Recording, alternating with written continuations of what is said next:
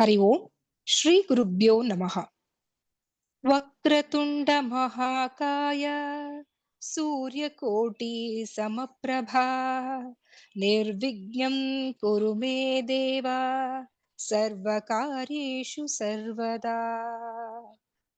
गुरुब्रह्मा गुरुर्विष्णु गुरुर्देवो महेश्वरः गुरु साक्षात् परब्रह्मा तस्मै श्री गुरवे नमः।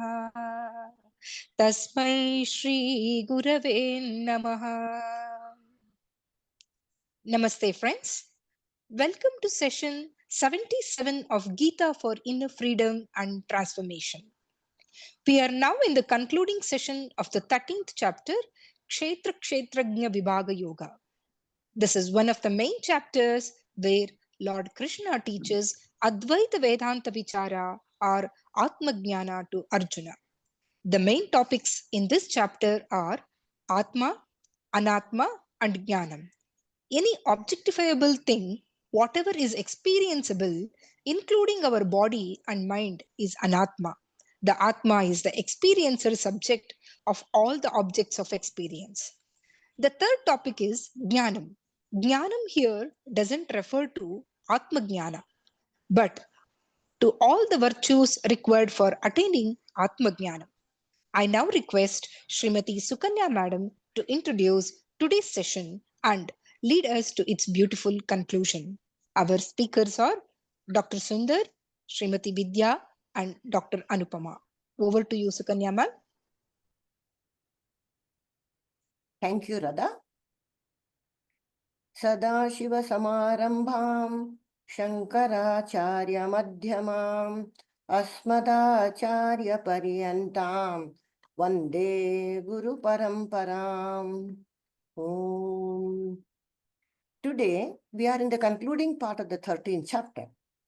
This chapter is important and special because it deals with all the 6 essential topics of Vedanta: Jiva, Jagat, Ishvara, Bandha, Moksha, and Sadhana. And more elaborately, the discriminative knowledge of consciousness and matter to arrive at the essential oneness of Jiva, Ishvara, aikyam, Swarupa. Here is a brief summary of the verses we have studied till now. Chapter begins with Arjuna's questions seeking clarification for 6 technical terms in Vedanta: Kshetra Kshetrajna, Prakriti Purusha, Jnanam, and Gneyam. For the purpose of study, these 6 are condensed to 3. They are Kshetram and Prakriti, the material universe, object of experience, visible universe, and the invisible form of mind and experiences. This is referred to as Achetana Tattvam, Anatma. Next is Kshetrajna, Purusha, and Gneyam, the consciousness principle, Chetana Tattvam, referred to as the Atma. Jnanam, this is a distinct entity. Here, the contextual meaning is values, virtues required for dharmic way of life to develop an integrated personality so as to be able to receive and absorb this self-knowledge. These values cannot give self-knowledge, but they aid in spiritual progress. Just as the land needs to be prepared through plowing before sowing the seeds for good crops. Yes, now the slide about Kshetram and Prakriti. This is the world of matter referred to as Anatma, precisely the field of activity, all that is experienced, the Drishyam Jagat, the objectified world, including the physical body, conditions of the body, mind, and the experiences. This is called Etat Kshetram Samasena Savikaram Udahratam. Next, the next 3 entities are Kshetrajna, Purusha, and Gneyam. These are termed as Atma, the experiencer. Existence of an experienced object presupposes the presence of an experiencer. For example, perception of forms and colors presupposes existence of eyes, but the very same eyes cannot perceive themselves. So, perception is possible only because of the perceiver. This unobjectifiable experiencer, perceiver, drik, is the Atma, the consciousness. Kshetrajna and Gneyam are different expressions of the same principle. Consciousness from the individual standpoint, is Kshetrajna, and from the cosmic angle, it is Gneyam. Now, the next question is, how to recognize Brahman? Brahman is inexplicable. It cannot be revealed. Natu drishyate, cannot be objectified. Anadi matparam Brahma, na sat, na asat uchyate. But Vedanta reveals Brahman through adhyaropa apavada method, that is, assertion and negation, revealing the world initially as Brahman, associated with attributes, names, and forms as Purusha Prakriti, and these attributes are subsequently negated. World is accepted as an appearance, and Brahman alone is the absolute reality. Brahma Satyam Jagad Mityam is established. Now, Adhyaropa Apavada in slide. There are three Adhyaropa Apavada listed to reveal Brahman. Sarvendriya Gunabhasam is manifest through functions of our organs. Sarvendriya Vivarjitam, yet it is free from all organs. Sarvabhrat Chaiva, it sustains everything, yet it is asaktam, unattached. Guna Bhoktru, it is the experiencer of gunas, but nirgunam, free from gunas. Next slide, please. Brahman is incomprehensible. None of these sensory attributes, like sparsha, rupa, rasa, gandha, can reveal Brahman. Also, sukshmatvat avigneyam, being subtle, it's not knowable. Brahman is the subtlest topic, whose description is revealed in these words: sukshmam, subtlest, sarvamavritam, pervades like the space, sarvendriya gunabhasam, all sensory functions uniformly reveal Brahman in the form of sparsha, rupa, rasa, gandha. Asaktam accommodates all like the space, but not associated or affected by any. Avibhaktam appears divided in beings, but remains undivided. Grahishnu Prabhavishnu cha. Brahman is Sthiti Laya Karana. Next slide, sir. This formless existence is the same as the formless consciousness. This is explained in Jyotisham apita Jyotihi. That means it is the light of all lights. Light in whose presence things are known, recognized. All the luminaries as the sun, moon, stars, Agni, lightning, etc., electricity are all lights in whose presence we recognize everything. Extending this principle in Brihadaranyaka Upanishad, Swayam Jyoti Brahmana, it says every sense organ, the eyes, the ears, the nose, are all considered the lights, in whose presence things are recognized and in whose absence there is no recognition. Verbal communication, Vak Agni, is also considered a light. Consciousness is the ultimate light in whose presence everything is known. In the absence of this ultimate light of consciousness, all other lights are of no use. Only when the consciousness is there, all other lights become useful. That is why it's Jyotishamapi Jyoti. Further, another important aspect of this light is this ultimate light of consciousness is tamasaha paramuchyate. That means it can reveal darkness. All other lights are opposed to darkness. But the light of consciousness can coexist with darkness unopposed. It is therefore the absolute light. This formless existence, consciousness, alone appears at the universe with various forms. Sarvam Brahmamayam. Where do we locate this? Sarvasya Hridi Vishtitam. It is recognized in every mind in the form of thought. Next slide. The next topic is Purusha Prakriti. Prakriti is Maya, Purusha is Brahman. Purusha is the word generally used in Sankhya philosophy. Upadrashta as witness Sakshi of every experience. Anumanta as a silent appreciator of actions. Bharta as the one who lends existence. Bhokta seemingly an experiencer in association with gunas of the Prakriti. Maheshwara considered as Uttama Purusha. Prakriti Purushaha Ubhavapi Vidhi Anadi. These two basic principles are the beginningless and the cause of the creation. Purusha and Prakriti together is Ishvara, existed before creation. Akashaha Utpatte Purvam Ishvaraha Asit. Purusha principle is changeless, attributeless existence, while Prakriti is the Savikara Saguna with no independent existence of its own. Purusha Tattvam is not limited by time and space. It remains unchanged. All changes happen to the basic matter, Prakriti. Vikarancha gunanchaiva vidhi Prakriti sambhavan. The universe, all products, evolve from the basic matter, Prakriti. Karya karana kartritve hetuhu Prakriti uchyate. That means Prakriti alone is the cause of creation of the experienced world, physical body, mind, and Purusha Sukha Dukkhanam Bhoktatve Heturuchyate. Purusha is the very subject who is enclosed in the material body. Due to identification with Prakriti, Purusha appears as the Bhoktru, experiencer of favorable or unfavorable conditions which belong to Prakriti. Next slide, sir. One who has this distinct knowledge of Purusha and Prakriti, and the one who understands these attributes are all because of the Trigunatmika Maya of Prakriti, in spite of managing many roles in the transactional world, Sarvatra Vartamanopi, he attains freedom. Next slide. Finally, Krishna declares, with this knowledge, my devotee will attain my own nature. Madbhavayo upapadyate. He attains eternal freedom. After revealing Brahman in the above verses, in today's verses, Gnana Phalam is explained in verses 31 to 34. Sarvatra Samadarshanaha. Superficial duality reduces and the inherent oneness is seen through the wisdom of I, Gnana Chakshusha, the knowledge that I am the Jagat Karanam and Adhishtanam. Self-knowledge is compared to waking up from dream. Amritatva Prapti. Yada bhutat pritak bhavam ekastam anupashyati. Gnani discovers through Shastra and Guru Upadesha that the manifold universe is located within one Atma, which is himself. Ekasmin Atmani Maisthitaha. I am the Sthiti, Srishti Karanam, and Vistaram. The dream world emerges in me, rests in me.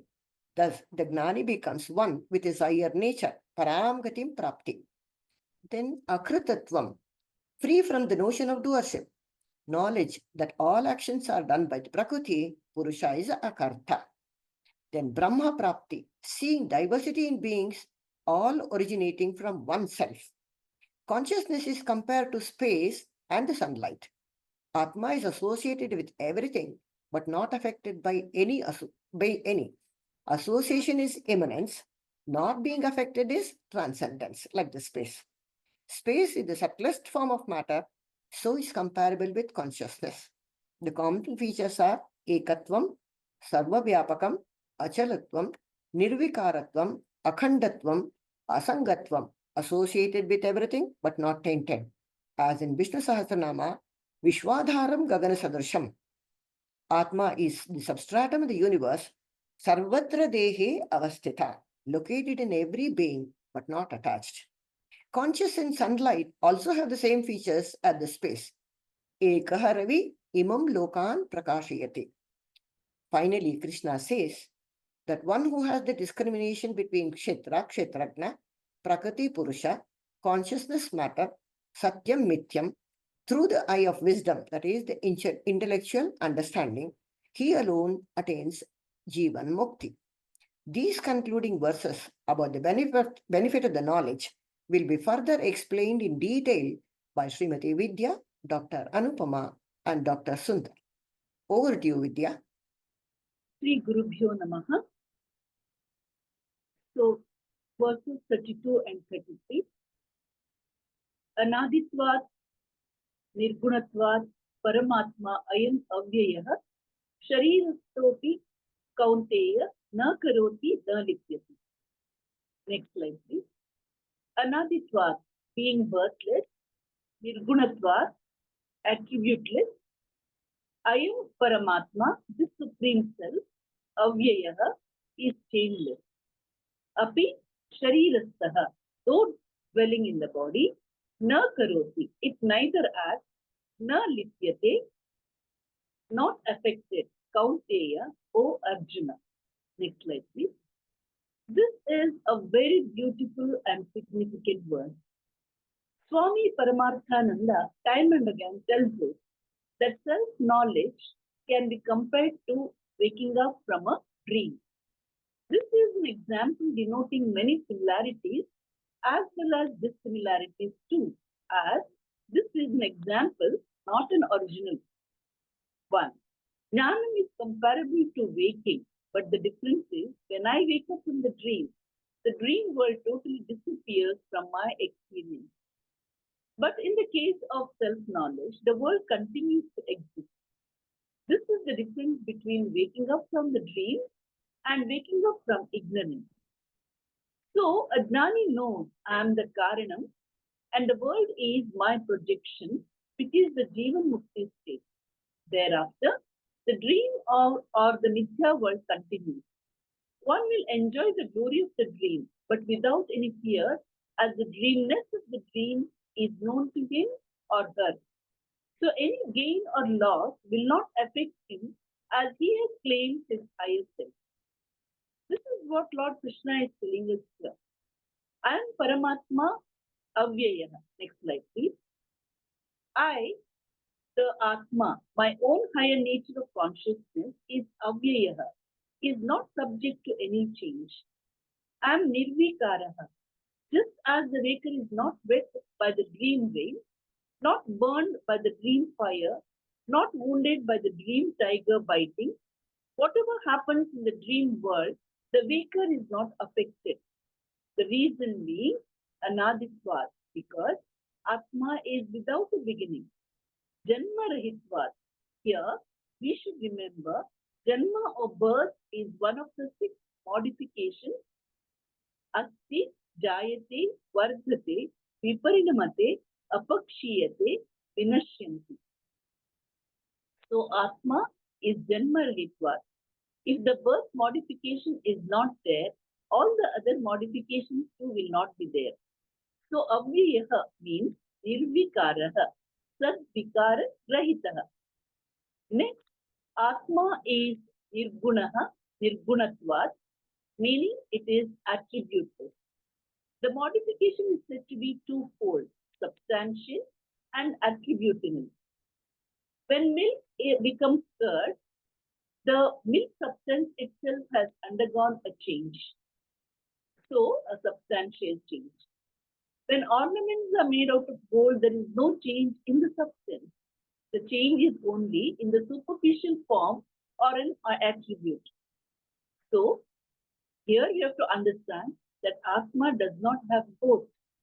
Being birthless, it does not have substantial change. Being attributeless, it does not have attributional change. Atma is Nirgunam, absolutely changeless. Shankar Bhashyam speaks of threefold deterioration. First one is that the nature of Atma is totally different from the nature of the body. Body being Savayava Dravyam, made up of matter, it goes through deterioration, whereas Atma is Niravyaya. So there is no substance-wise deterioration for Atma. Next one being attribute-wise deterioration. Every part of the body can deteriorate, which is called Gunavyaya. Atma is beyond this Gunavyaya. Atma is Guna Avyaya. The third one is function-wise deterioration. Like every limb has its own distinct function. Over the years, the mind, the speech, hearing, etc. slowly lose their functioning capacity.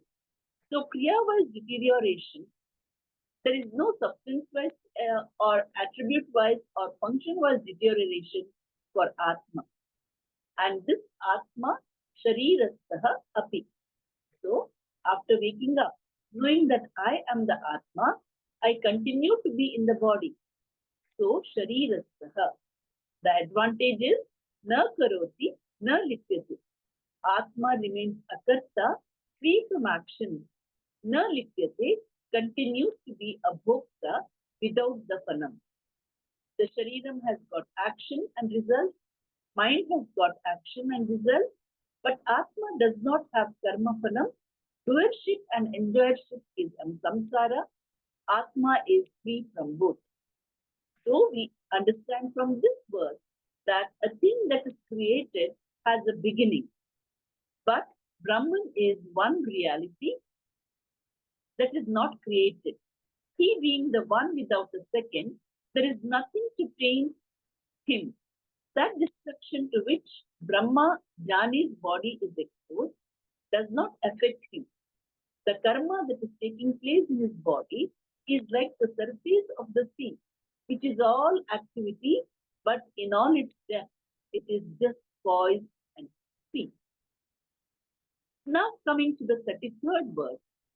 Yatha sarvagatam saukshmyat akasham nopalikyate sarvatra vasthito dehe tathatma nopalikyate. Yatha, just in sarvagatam akasham, the all-pervading space, na upalipyate, is not affected, saukshmyat, due to its facility, tatha, so also atma, the self. Avasthitaha, which is present, sarvatra dehe, in everybody, na upalipyate, is not affected. In the previous verse, Lord Krishna said, Atma is associated with everything but not affected by anything. This is called immanence and transcendence.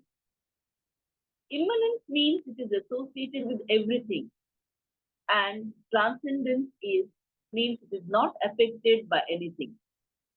The best example is of a movie scene which is intimately associated with every object in the movie, but it is not at all affected by it. Its perversion is called immanence, but remaining untainted is called transcendence. To assimilate the idea that Atma is associated with all, but not affected by any, Lord Krishna gives the example of Akasha. Akasha means space, which is not nothingness or emptiness. It is the most subtle form of matter.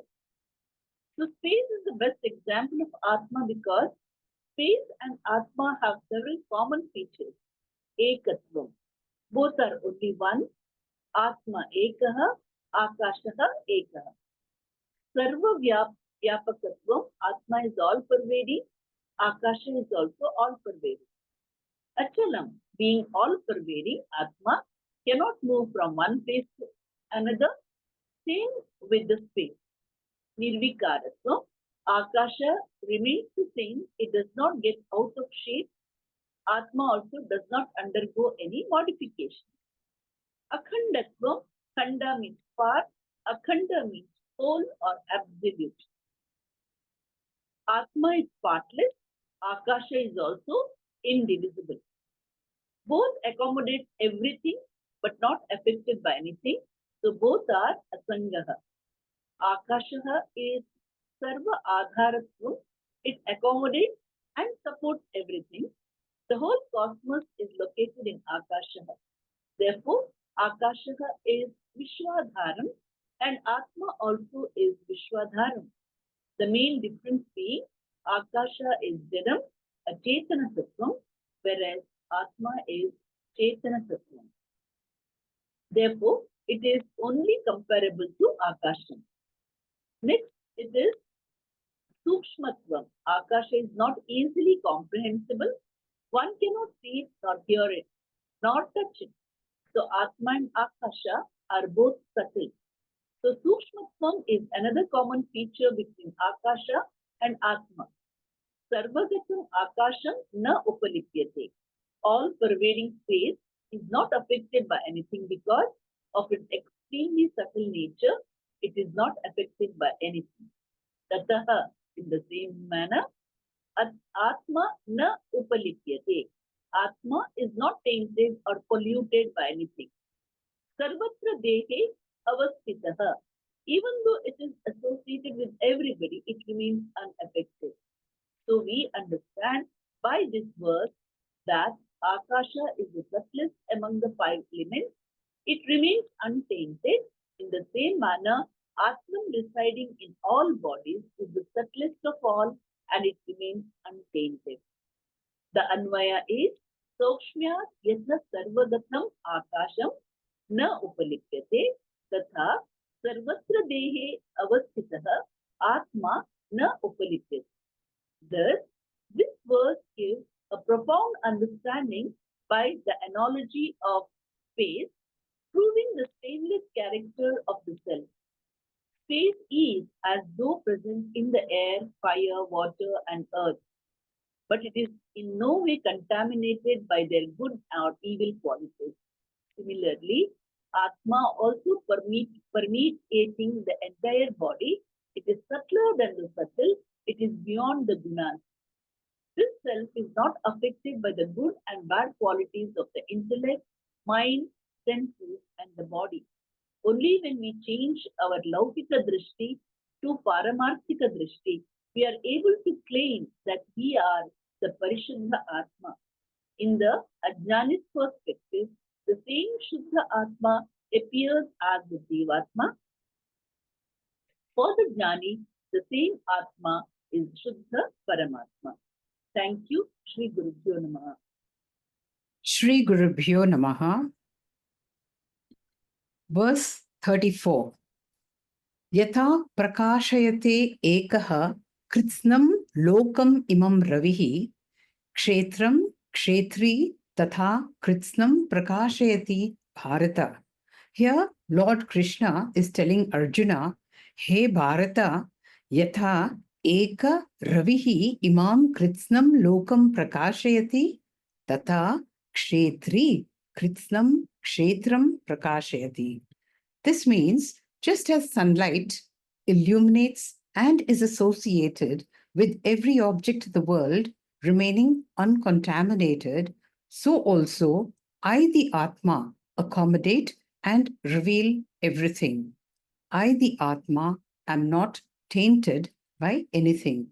We have seen this concept in Atma Bodha, verse 62, which said, Swayam antaha bahihi vyapya bhasayan akhilam jagat. I, the Atma, pervade and illuminate the entire universe internally as Sat, as Chit, and externally as Sat. Atma is in and through everything in creation, Sarva Bhuta Antaryami, yet Asanga, immanent yet transcendental, Sutra Manigana Eva. One of the fundamental laws of Vedanta is Prakashaha Guna Prakashakam na limpati. The attributes of the illumined object do not affect the illuminator light. This concept of comparing Atma with Surya Prakasha has been borrowed from this verse of Kathopanishad, which goes like this. Suryo yatha sarva lokasya chakshuhu na lipyate chakshushaihi bahya doshaihi ekah tata sarva bhutantaratma na lipyate loka dukkena bahya. The key word here is bahya, which means asangaha. The sun, which is like the eye of the world, loka chakshuhu na lipyate doshaihi, meaning it is not contaminated by doshas. And these doshas are of two types. Chakshushaha dosha, the invisible inner impurities, the adhyatmika doshas, like papams born out of abuse of sense organs, which cause kama, krodha, lobha, etc. And the bahya doshas, the outer impurities, which are visible like dust and dirt. So what do we do now? We just have to enjoy the cosmic drama without being affected. Remembering the third capsule, by my mere presence, I give life to this body, and through this body, I experience everything. Also, the fourth capsule, I'm never affected by any event that happens in the external world or my body-mind complex. Experiencing the world does not make me a samsari. It is only my wrong perspective that makes me one. So, do we need to escape the world for moksha? No. Experience the world with the right perspective, just like the sunlight. Eka ravihi imam kritsnam lokam prakasheti. As Kshetri, the Atma, experience everything without becoming a samsari. Because the moment I identify with Kshetram, Tushta Chatushtaya comes. These are Ahankara, Mamakara, Raga, Dvesha. And what does this do? It makes me a Jivatma. Once I disidentify or neighborize the body-mind complex, I am Kshetri, a transition born from Jivatma, a transition from Jivatma to Paramatma, from creature to creator, only by this change of attitude. As Paramatma, I am the illuminator, the Kshetri, also called Kshetrajna. And who is this Kshetrajna? Kshetrajna chapi mam vidhi sarvakshetreshu bharata. I, the Ekatma, am also known as Jivatma by Ajnanis and Paramatma by Jnanis. The significance of Surya Prakasha Drishtanta are two important messages are conveyed. First, Ravivata Sarva Kshetreshu Atma Ekaha. Illumined objects are many, sun is one. Illumined world is pluralistic. The illuminator Atma is one. This reveals ekatvam of Atma and negates Dvaitam. This is intellectually important.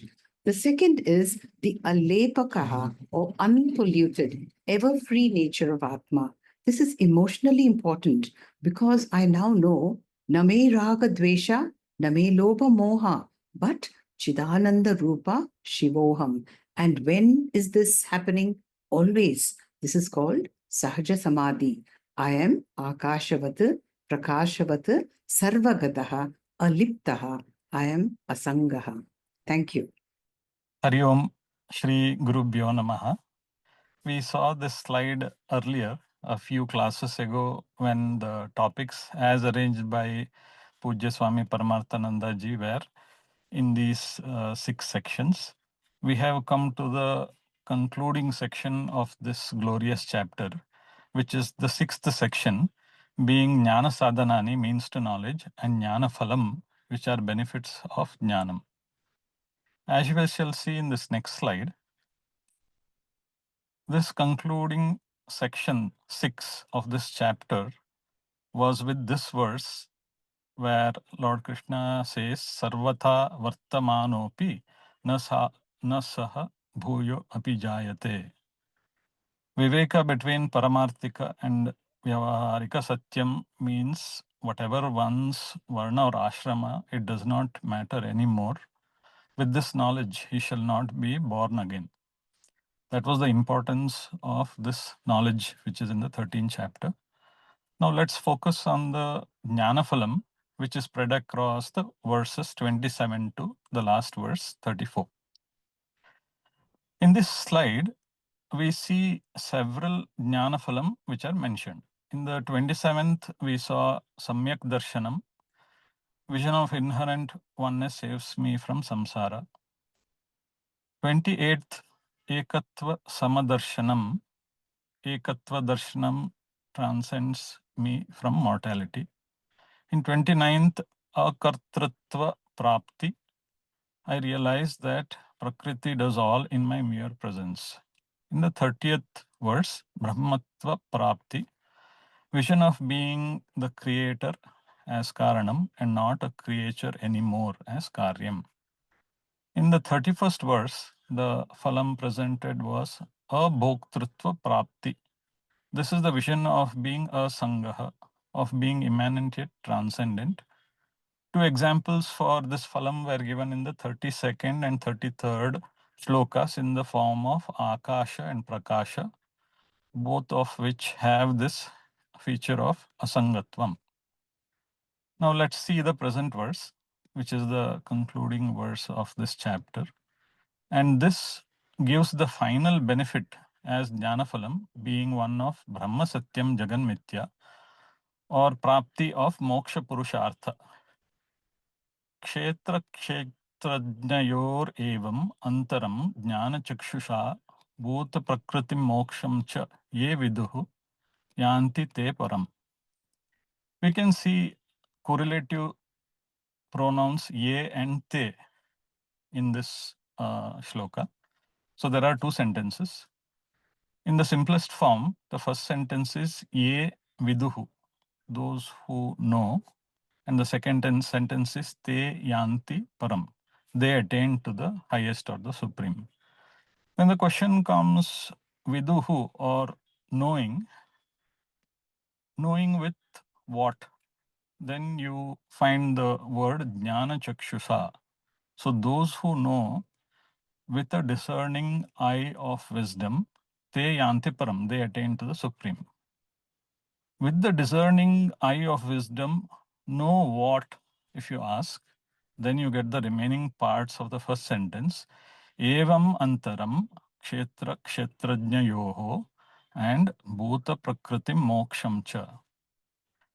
So those who know through the discerning eye of wisdom, evam, in this manner, as has been taught by Lord Krishna in the foregone 33 verses of the 13th chapter, the viveka or the discrimination, the antaram of what and what, kshetra and kshetrajna, the observer and the observed.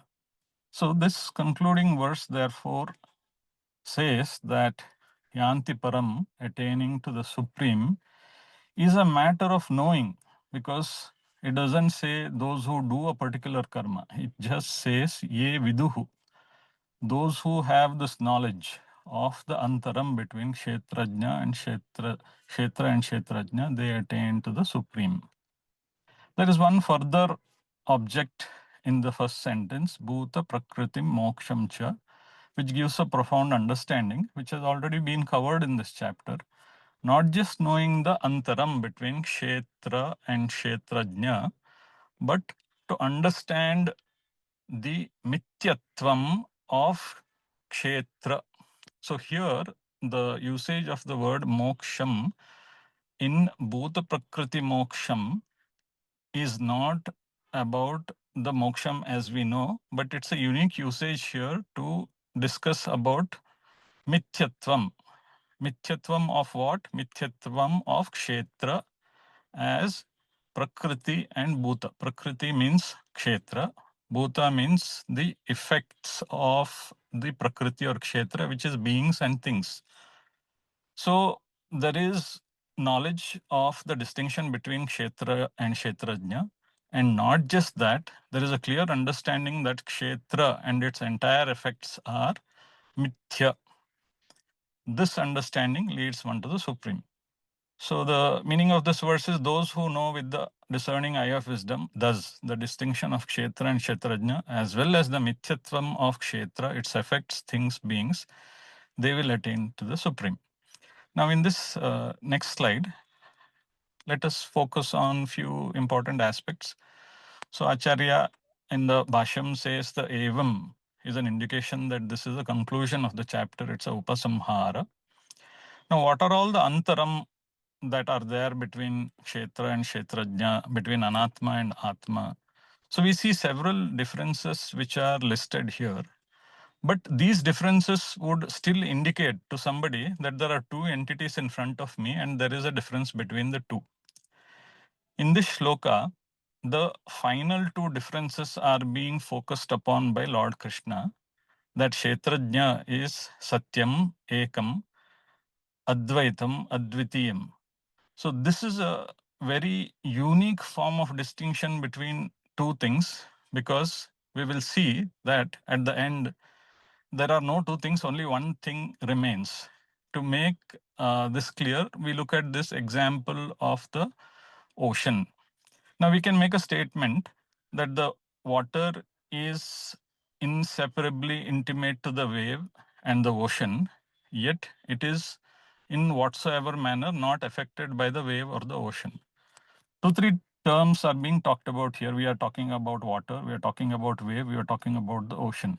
But when we understand the statement fully, we see that water being immanent yet transcendent actually means that there are no two or three entities here. Water alone is. In the same manner, the movie screen alone is.